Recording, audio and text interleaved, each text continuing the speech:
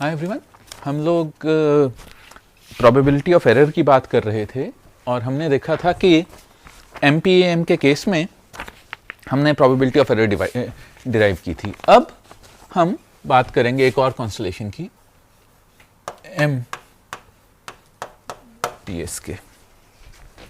MPSK की। अब हम एमपीएसके की बात करेंगे जहां पर हमने कहा था कि SMT equals root over ES cos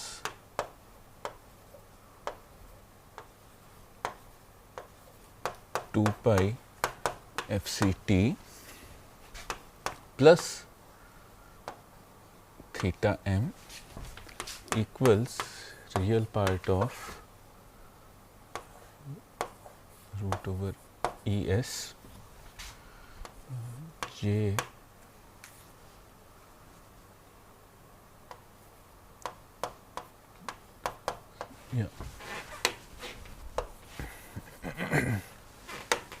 J theta m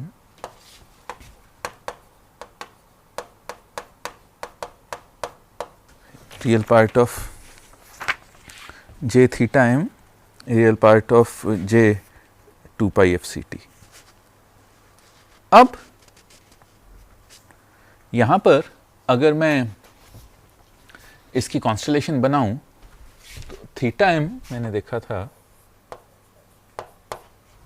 है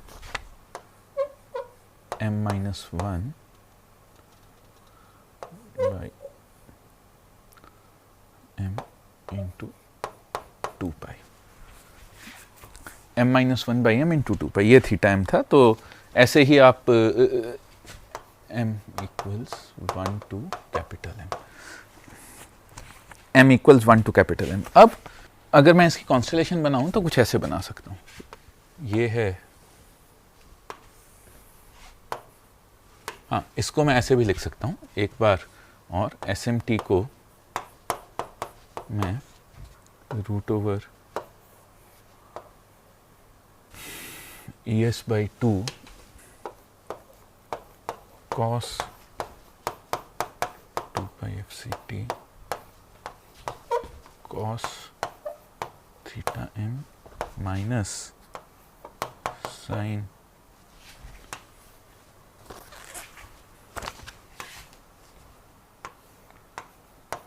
2 pi FCT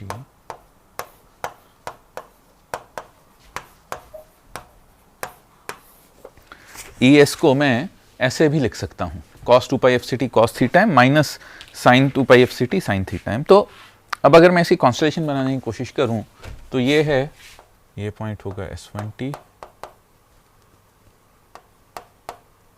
S2T, ऐसे ही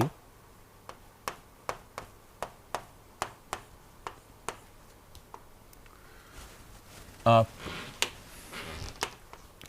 सर्कल पर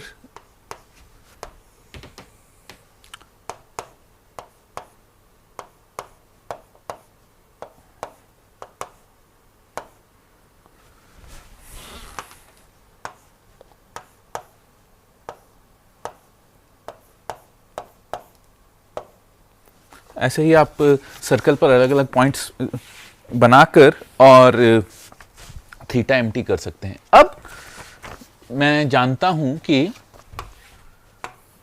dm इक्वल्स, क्योंकि सभी पॉइंट्स इक्वी प्रोबेबल मानकर चल रहा हूं मैं, तो हम मैक्सिमम लाइक्लीहुड डिटेक्शन की ही बात कर रहे हैं, सभी पॉइंट्स इक्वली प्रोबेबल हैं, तो r such that r minus sm less than equal और लेस देन, जैसा कि आप हमने कहा था कि इक्वालिटी वाला केस कंटिन्यूस केस में जीरो प्रोबेबिलिटी केस होगा, तो हम या जीरो मेजर सेट होगा r minus SN m not equal to n, n not equal to m, ये dm होगा। अगर मैं इन्हें वेक्टर फॉर्म्स में लिख लूँ तो अब यहाँ आर टू डायमेंशनल वेक्टर है या आर एक कॉम्प्लेक्स नंबर है, आप कैसे भी कह सकते हैं। आर को एक कॉम्प्लेक्स नंबर भी मान सकते हैं, आर एक टू डायमेंशनल वेक्टर भी मान सकते हैं। तो मैं जानता हूं कि एस एम, तो अगर मैं सब कुछ एक कॉम्प्लेक्स नंबर मान लूं तो एस एम को अगर मैं मान लूं root over E S E की पावर जे थीटा एम, अगर S M root over E S E की पावर जे थीटा एम हो तो अब आर को मैं लिख सकता हूं, वैसे ही आर को मैं लिख सकता हूं क्योंकि आर भी एक कॉम्प्लेक्स नंबर होगा ऐसे ही। तो अगर S M root over E S E की पावर जे थीटा एम लिख सकता हूं मैं, तो आर को मैं लिख सकता हूं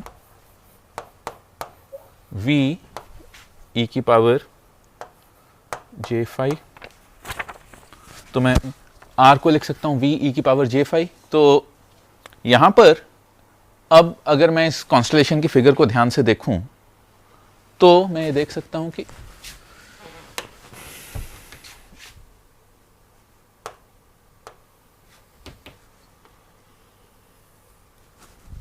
मिनिमम डिस्टेंस के हिसाब से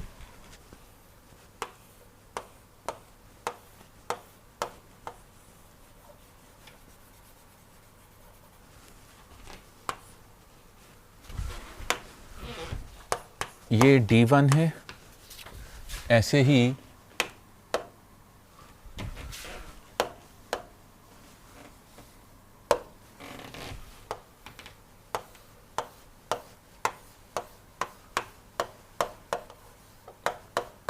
थोड़ा सा मतलब प्लीज थोड़ा सा ये D2 होगा। ऐसे ही आप हर D के लिए या हर सिंबल के लिए एक DM डिफाइन कर सकते हैं। तो क्योंकि आप हर सिंबल के लिए एक DM डिफाइन कर सकते हैं और ये रीजन्स होंगे, तो बेसिकली मैं ये देख सकता हूं कि यहां पर ये जो नियरेस्ट पॉइंट होगा वो एनर्जी पर ना डिपेंड कर केवल और केवल एंगल पर डिपेंड करेगा। आप देख सकते हैं कि अगर ये इस एंगल से, तो मतलब अगर आर यहां पर किसी एंगल फाई से दूसरे एंगल फाई के बीच में, या अगर आर इस आर का एंगल है तो आर के एंगल से आप बता सकते हैं कि वो कौन से रीजन में लाई करेगा। तो यहां पर जो यहां डीएम मैग्नीट्यूड पर ना डिपेंड करके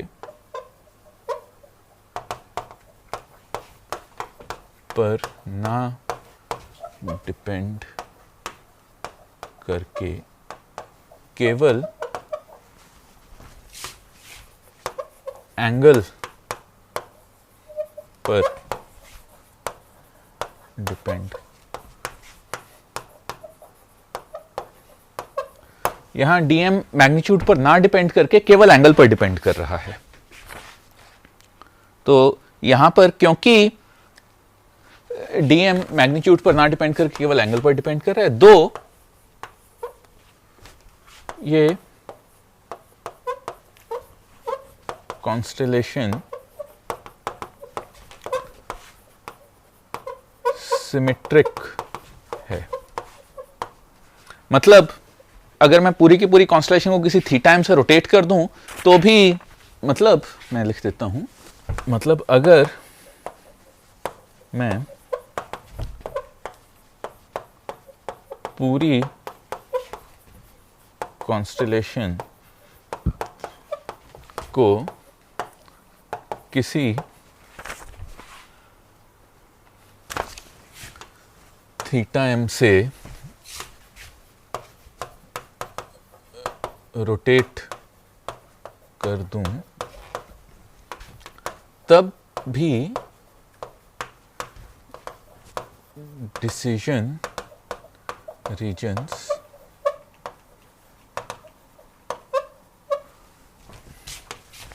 और एरर प्रोबेबिलिटीज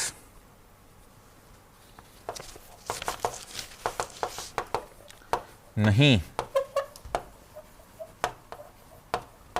बदलेंगे, तब भी डिसीजन रीजन्स और एरर प्रोबेबिलिटीज नहीं बदलेंगे, और मैं कह सकता हूं कि PE equals PE given S1। जब सभी सिंबल्स एक ही प्रोबेबिलिटी से भेजे जाएंगे तब PE equals PE given S1, क्योंकि ये सिमेट्रिक है, तो जो प्रोबेबिलिटी ऑफ एरर S1 के लिए होगी वही S2 के लिए होगी, वही S3 के लिए होगी। तो वो, या मैं लिख देता हूं,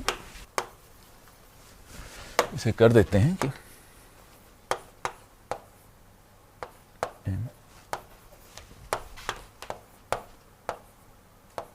ये पर कॉन्स्टेलेशन और नॉइज की symmetry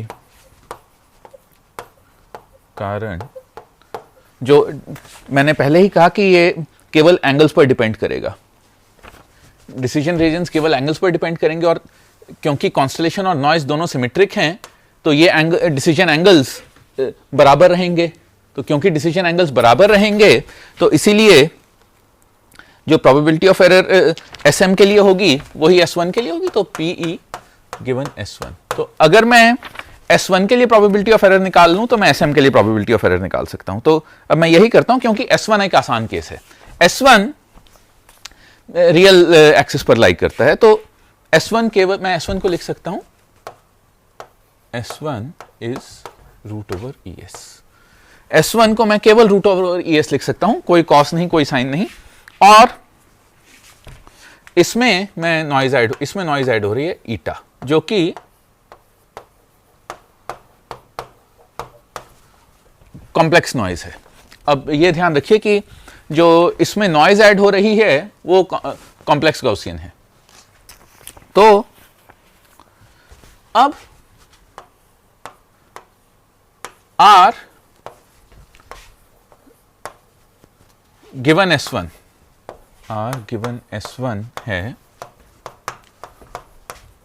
complex Gaussian random variable जिसका mean circularly symmetric complex Gaussian random variable जिसका मीन रूट ओवर ES है, और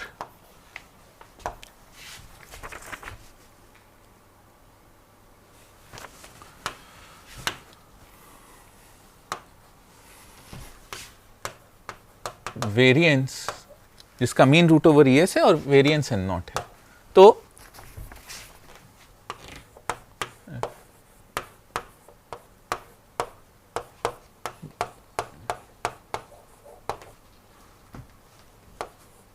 और मैं लिख सकता हूं complex Gaussian random RI minus root over ES whole square plus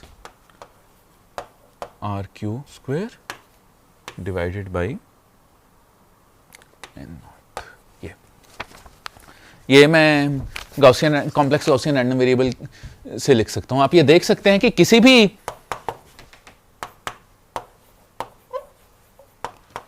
SM लिए R होगा SM प्लस ईटा या ES J theta M plus eta.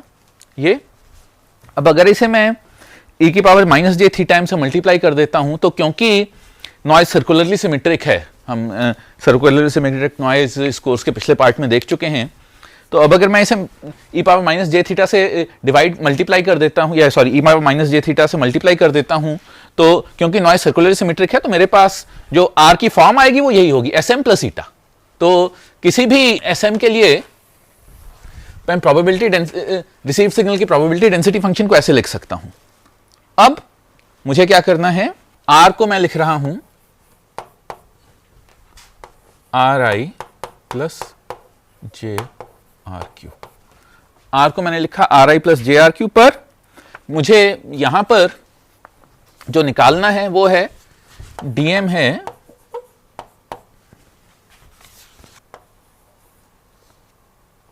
R such that angle R lies in the set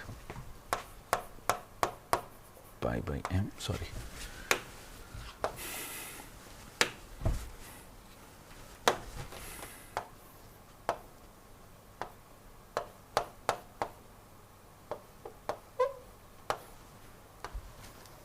DM ये है, DM उन सभी hours का set है जिनका एंगल इस range minus pi by M से पाई बाई एम में लाई करता है।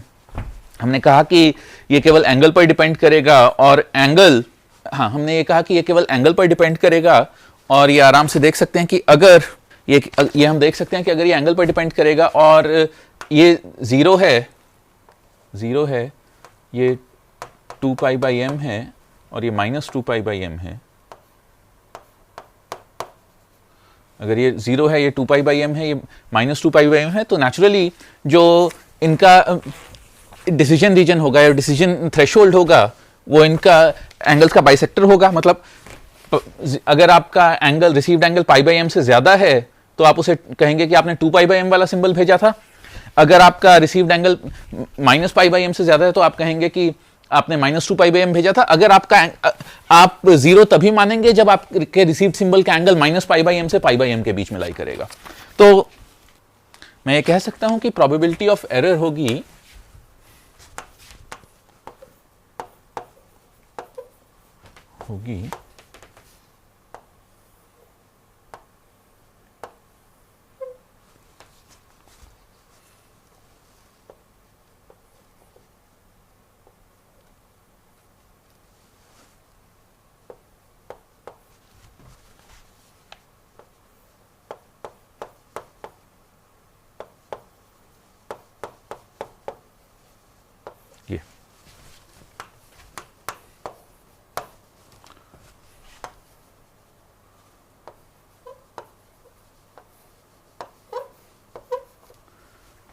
ये जहां r एक कॉम्प्लेक्स नंबर है तो ये कॉम्प्लेक्स इंटीग्रेशन है। अब r को मैंने लिखा R I plus J R Q, तो R I plus J R Q, R I plus J R Q के case, R I plus J R Q के साथ एंगल्स को इवेल्युएट करना उतना आसान नहीं होता। तो मैं लिख सकता हूं कि r को मैंने जैसे पहले लिखा था v e की पावर जे फाई, r को मैंने लिखा v e की पावर जे फाई, जहां v है root over R I square plus R Q square और फाई है tan inverse R Q square, R Q over R I, phi है tan inverse R Q over R I. तो अब ये वाला part अब हमने जीरो मीन के लिए किया है शायद, नहीं तो ये एक्चुअली प्रोबेबिलिटी के कोर्स का पार्ट है, वहाँ कर सकते हैं। तो मैं इसका डिटेल्ड प्रोबेबिलिटी डेंसिटी फंक्शन नहीं दे रहा हूँ कि अगर ये मतलब डिटेल्ड प्रोबेबिलिटी डेंसिटी फंक्शन की डेरिवेशन हम इस कोर्स में नहीं कर रहे हैं। या ये कहूँ कि आर के पोलर कोऑर्डिनेट्स, ये देखिए ये मैं समझा देता हूँ। ये जो प्रोबेबिलिटी डेंसिटी फंक्शन है R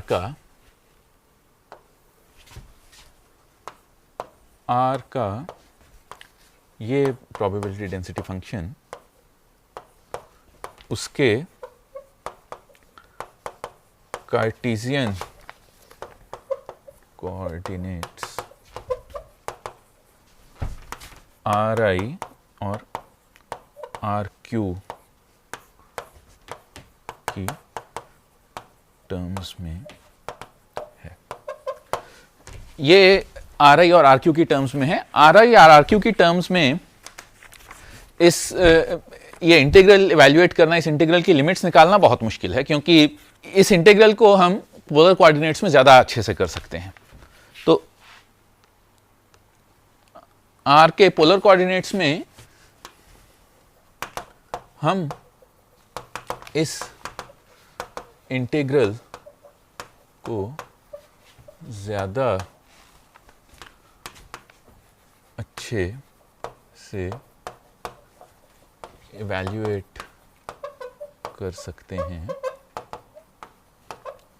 आर के पोलर कोऑर्डिनेट्स में हम इस इंटीग्रल को ज़्यादा अच्छे से इवैल्यूएट कर सकते हैं, पर प्रॉब्लम ये है कि उन पोलर कोऑर्डिनेट्स की डिटेल डेरिवेशन इस कोर्स के स्कोप से बाहर जाती है।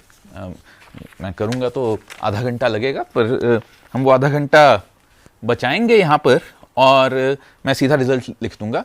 मैं ये कहूँगा क्योंकि आप ये प्रोबेबिलिटी के किसी कोर्स में देख सकते हैं, क्योंकि R एक non zero mean circularly symmetric complex Gaussian random variable है, क्योंकि R एक non zero mean circularly symmetric complex Gaussian random variable है, तो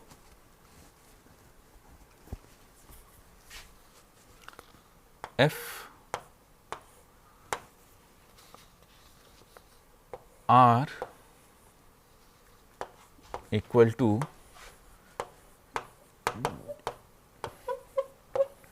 लिए F V phi given S1 होगा V over pi N not e की power minus v स्क्वेयर plus E S minus 2 root over e v cos phi divided by ये आप Jacobian transformation से कर देख सकते हैं कि ये होगा। अब या आप मेरी ये मान भी सकते हैं कि मैं सच बोल रहा हूं कि अब मुझे अब प्रोबेबिलिटी ऑफ एरर निकालने के लिए मुझे चाहिए E equals 1 minus P 1 minus probability R in D1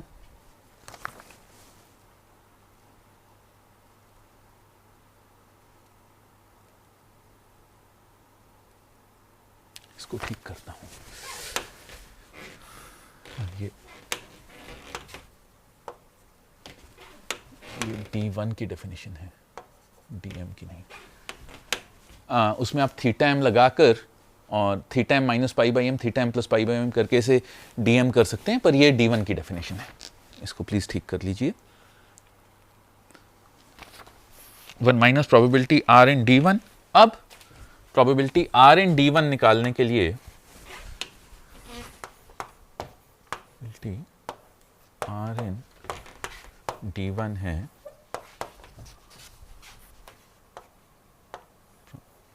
integral F phi given S1 D phi minus pi by M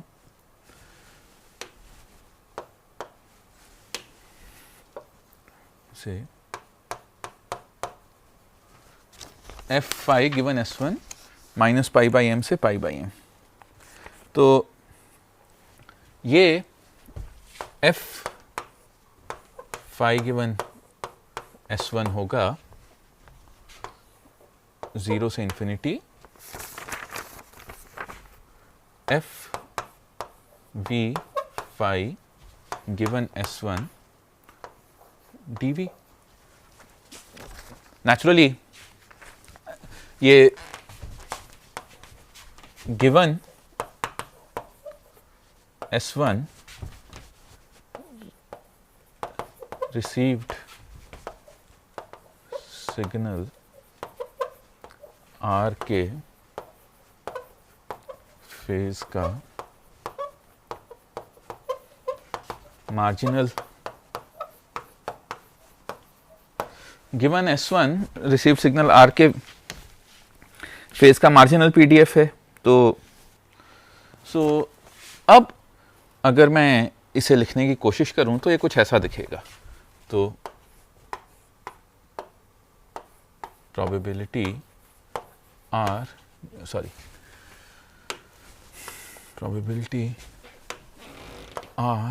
in D1 है -π/m से π/m से infinity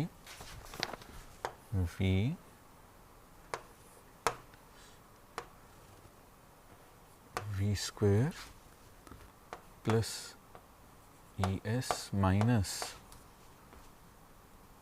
2√ES v cos theta and not dv d5। तो ये integral closed form में evaluate करना संभव नहीं है। ये इंटीग्रल हम क्लोज्ड फॉर्म में इवैल्यूएट नहीं कर सकते और इसीलिए ये डेरिवेशन यहाँ आकर फंस जाती है कि इस इंटीग्रल को क्लोज्ड फॉर्म में इवैल्यूएट करना, मतलब इतनी सिंप्लीफिकेशन के बाद भी इस इंटीग्रल को क्लोज्ड फॉर्म में इवैल्यूएट करना पॉसिबल नहीं है और हमें यहाँ पर कोई सिंप्लीफाइंग अजम्पशन चाहिए होगी जिससे कि हम इन वैल्यूज़ को एग्जैक्टली निकाल सकें। तो ये हम न्यूमेरिकल मेथड्स जैसे कि सिम्पसन्स रूल, या आप न्यूमेरिकल मेथड्स नहीं जानते तो कोई बात नहीं, तो इन्हें इस इंटीग्रल को हमें न्यूमेरिकली इवैल्यूएट करना पड़ता है। इस इंटीग्रल को हमें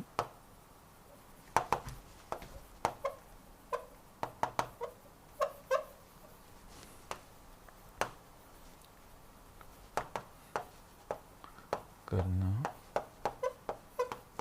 पड़ता है, इस इंटीग्रल को हमें न्यूमेरिकली इवैल्यूएट करना पड़ता है।